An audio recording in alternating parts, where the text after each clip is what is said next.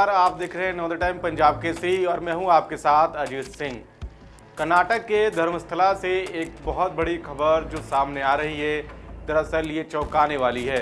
सूत्रों से मिली जानकारी के अनुसार एक सफाई कर्मी ने ये दावा किया है कि तकरीबन उसने 19 सालों तक यहाँ पर कई सारी लाशों को ठिकाने लगाया। उनमें कई ऐसी लाशें होती थी जिनके शरीर पर कई सारे चोट के निशान होते थे।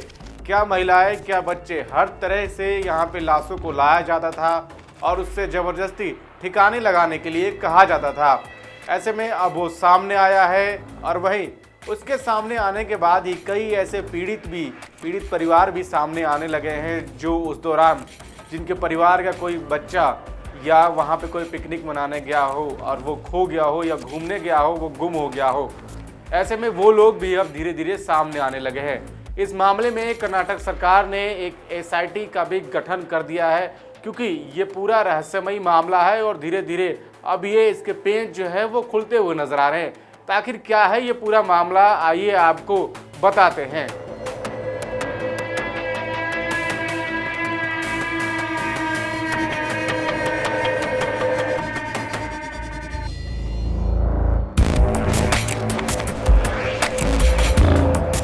कर्नाटक में रहस्यमयी दावे के बाद अब एसआईटी मामले की जांच कर रही है। इस जांच से अब उन पीड़ित परिवारों ने उम्मीद लगाना शुरू कर दिया है कि अब वहां पर रहस्यमयी तरीके से गायब लोगों के बारे में पता चल जाएगा।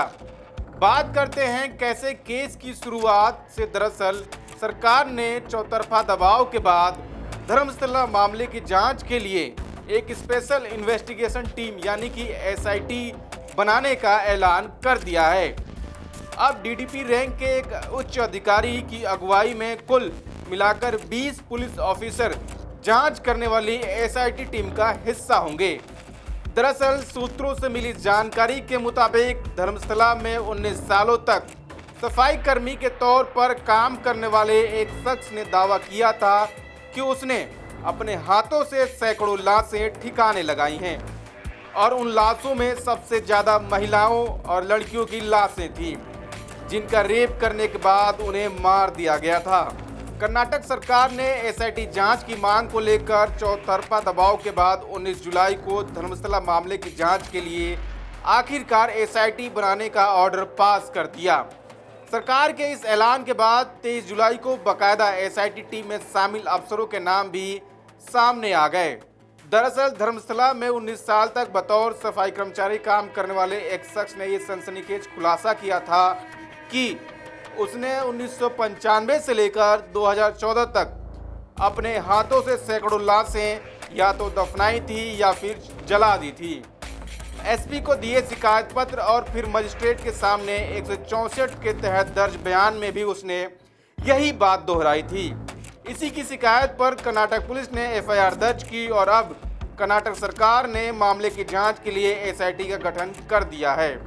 आखिर ये मामला तूल जब पकड़ा दक्षिण कन्नड़ डिस्ट्रिक्ट में मौजूद है बेलथांगड़ी कोर्ट, जहां 11 जुलाई को एक अजीब मंजर देखने को मिला। भारी पुलिस सुरक्षा घेरे में सिर से पैर तक नकाब से ढके एक शख्स को कोर्ट में पेश किया गया। नकाब ऐसा कि कोर्ट में पेश होने वाले उस शख्स की आंखें तक कोई नहीं देख पा रहा था। आंखों के ठीक सामने नकाब में एक छोटा सा सुराख था जिससे ये शख्स देख सकता था। कोर्ट में पेशी के बाद इस नकाबपोश शख्स ने मजिस्ट्रेट के सामने बाकायदा 164 के तहत अपना बयान दर्ज कराया। बयान दर्ज कराने के बाद इसे कड़ी सुरक्षा में किसी गुप्त स्थान पर ले जाया गया। फिलहाल कर्नाटक पुलिस इसकी और इसके पूरे परिवार की पहचान और इसके ठिकाने के बारे में जबरदस्त गोपनीयता बरत रही है। आखिर एक शख्स ने कोर्ट में मजिस्ट्रेट के सामने ऐसा कौन सा खुलासा किया है जिसको लेकर इसके और इसके परिवार की जान को खतरा है। कर्नाटक के धर्मस्थला मामले की जांच के लिए एक एसआईटी का गठन हुआ है। इसका गठन 19 जुलाई को की गई थी ताकि धर्मस्थला से जुड़े सभी अप्राकृतिक मौतें, लापता मामलों और यौन उत्पीड़न की जांच की जा सके। मुखबिर ने 15 ऐसे स्थानों की पहचान की है जहां कथित रूप से शवों को दफनाया या जलाया गया था। इन सभी स्थानों पर अब एंटी नक्सल फोर्स यानी एनएफ को तैनात कर दिया गया है। वहीं 9 से 12 का स्थान हाईवे के किनारे नदी के पास है। 13वां स्थान नेत्रावती से आजुकुरी को जोड़ने वाली सड़क पर है। जबकि 14वां और 15वां स्थान क्यामडी इलाके में हाईवे के पास है। यह खुलासा तब हुई जब एसआईटी की टीम ने 2 दिन तक मुखबिर से पूछताछ की है। यह मुखबिर पहले सफाई कर्मी का काम किया करता था।